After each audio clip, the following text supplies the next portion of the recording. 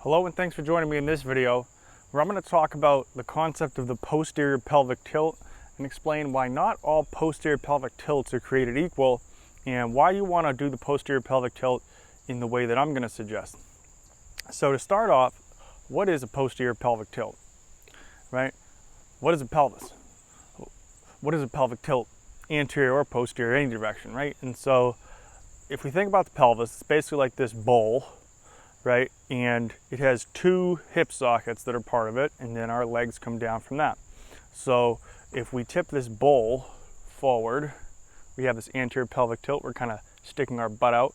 And if we have a posterior pelvic tilt, we're rolling the bowl backwards, and the sockets, the hip sockets that are part of the pelvis, this bowl here, are kind of rolling back, okay? And we're tucking the butt under. And so the fundamental motions that we're doing to achieve this are happening in the front and the back of the pelvis in both cases. So if we're doing an anterior pelvic tilt, right, something in the front of our pelvis is pulling down as something in the back is pulling up. And if we're going to do a posterior tilt, something in the back is pulling down as something in the front is pulling up. And that's a posterior pelvic tilt right there. Now, we can get there in many different ways. Because as we talked about in other videos, muscles, they function in three planes, okay? So to achieve a posterior pelvic tilt, all we really have to do is think about this front to back plane that splits us in half, right? So this is considered an anterior pelvic tilt. This is considered a posterior pelvic tilt, anterior, posterior, right? As we've discussed in another video, however, the real pelvic tilt, a forward or backward rotation of one or both sides of your pelvis, is really happening in three planes, okay? And so there's a couple of different ways you can get to a posterior tilt where, yes, in this front to back plane, you're moving anterior or posterior. However, in the world of three planes, you're not getting the movement in all three planes the way you want it, okay? So to review, the forward pelvic rotation that we're talking about typically is happening in three planes, where if a pelvis, either on one side or both sides, comes forward, right, because this bowl of a pelvis has two sides, and oftentimes either one or both sides will come forward. When that happens, just due to the shape of the way the bones are, you have it coming forward and then rotating out and also flaring out, right? So it goes forward in the front to back plane, in the side to side plane, it's coming out, and then in the rotational plane, it's also coming out, okay? So it's kind of tipping forward, coming out, and coming out on one or both sides. And we said typically it's always going to be forward on the left pretty much, just because of the way we're built as humans. And then for a lot of us, some of us, we will also come forward on the right side as well, and it's forward, out, and out, okay? So in order to get that pelvis back in a more neutral, desirable position for good muscular contraction and fluid movement around the pelvis and around the core muscles, we want to reduce all three of those positions back to a little less than whatever that degree of tilt is. So not only do we want to take that forward rotated pelvis and tip it back in the front to back plane, but we also want to take it, we want to turn it in a little bit in this rotational plane, and then from this kind of flaring out, we want to flare that back in, okay? So we want back in the rotational plane and in this side to side plane, okay? So I hope you can picture that, and depending on if it's the right or the left or both, we're going to want it on two sides or one side.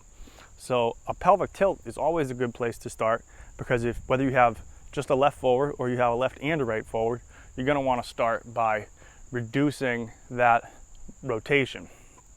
And so let's go back to the example of a swayback posture. When I talked about this, and in a swayback posture, we said someone's kind of leaning into the front of their hip sockets, and their pelvis might be rotated back more so than what's considered a normal, 10 to 14 degrees of tipping, right? So they might be in a positionally posterior tilted position, even though their pelvis is still forward, out, and out when it comes to just testing the relationship of the leg to the pelvic bone, right? And so that sounds kind of complex, and it's really not, but I want to illustrate how that person who's positionally here in a posterior tilt, right, they're forward into their hip joint, so they're extending here at the hip, and they got really tight but also weak butt muscles. Okay, so you could say they're using their butt muscles to hold that posterior pelvic tilt position, and then they're stretching out the rectus abdominis muscles here, the front abs, but those are very tight and tonic and active. So in order to get this posterior tilt position, they're really tight in their glutes, and they have overactivity of this rectus muscle, and it's not a good posterior tilt. It's just bad. You talk to people that have a swayback, they hurt, because the position of their pelvis in 3 planes is not back, in, and in, right? They're still forward, in, and as it comes relative to leg and pelvis relationship, okay? But technically, positionally, they are in a posterior tilt as it is just commonly described in the literature. So what muscles do we want to do a proper posterior pelvic tilt? As we said in the beginning, you're always going to be either pulling down or up in the front, and you're going to be pulling down or up in the back to take care of this front to back plane. So in order to minimize what's happening in this rotational plane of pulling out, we really want to minimize the amount of glutes that we're using, and we want to maximize the amount of inner thigh muscles that we're working so that the glutes and the inner thighs work together to cancel each other's actions out in this rotational plane and also in this side to side plane. So we want some sort of a co-activation of the inner thighs and the glutes, okay, so that whatever part of the glute we have contributing to this tilt is really just doing so in the front to back plane, okay, and then these side glutes, which also help us turn our knees in, they also help turn our pelvis in. So the position of our knees now starts to look a little bit more like this, a little bit straight on parallel, okay, and what that does is these things kind of cancel each other out, right? The glutes and the inner thighs, they work in a more harmonious way. They're never gonna not be on at all, but we're just talking sort of the balance here. And the primary muscles that are gonna come in to pull the back of this pelvis down are actually the hamstrings, okay? And then looking at the front, we said this rectus abdominis muscle, we don't love it so much because it's overworked and it doesn't give us good support in the rotational or frontal planes because it's vertically oriented and it's only right here. We need these lateral abdominals to help us do things like rotate the trunk side to side, as well as go kind of into this hip shift kind of position. So what we really want is we want these lateral abdominals, which are obliques and transverse abdominis muscles, to pull the front of the pelvis and kind of the wings of the pelvis up, back, and in, okay? So back, in, and in. All right, and then we want the hamstrings here to pull down as the inner thighs help neutralize any rotation in this plane or in this plane of the legs, okay? And so what I typically have people do in order to achieve a little bit better of a posterior tilt via hamstrings is I have them put a spacer between their knees, typically a ball, right? A 4 to 6 inch ball will work. And let's just pretend I have a ball here.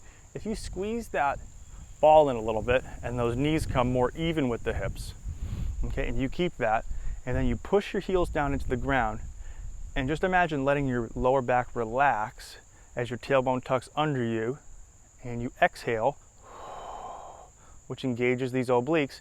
Now you're pulling up the belt buckle as you're pushing heels down and you're keeping knees in.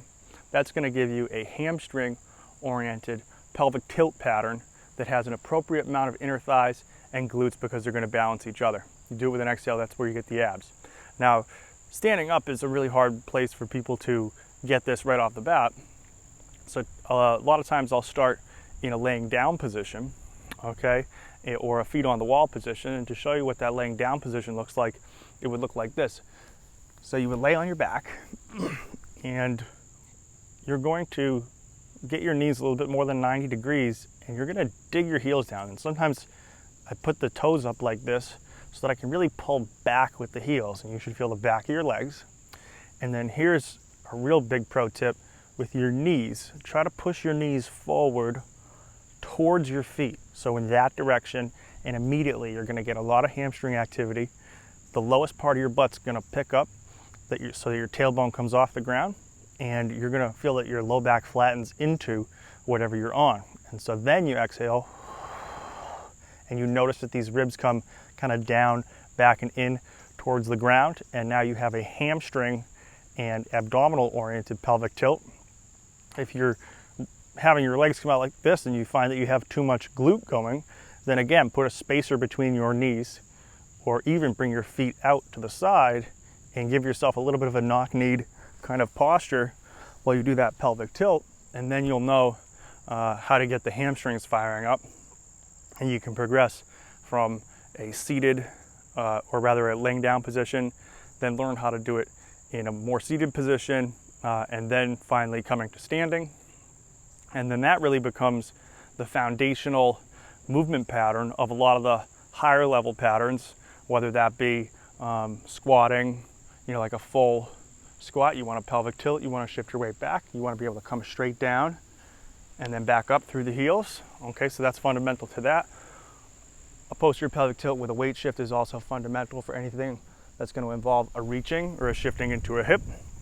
So to conclude, to review, you want to have an appropriate amount of inner thighs to neutralize the action of the glutes. You want to be able to use your breath to engage abdominal obliques and transverse abdominis so that you can work the front of this pelvis in 3 planes. Meanwhile, the hamstrings, because of that balancing act that you did with inner and outer thighs, they're now able to work to control that pelvis in the front to back plane as you're getting that pulling in and pulling in the rotational and frontal planes from the abdominals and some of these side glutes that work to turn legs and pelvis bones in. Okay, so that's it for today's video. Again, I hope that made sense. Posterior pelvic tilt, there's a right way and a wrong way to do it.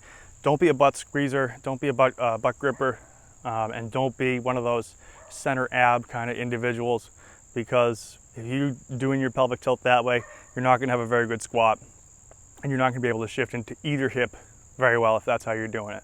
So that's it for today's video. Thanks for watching. See you next time. Peace.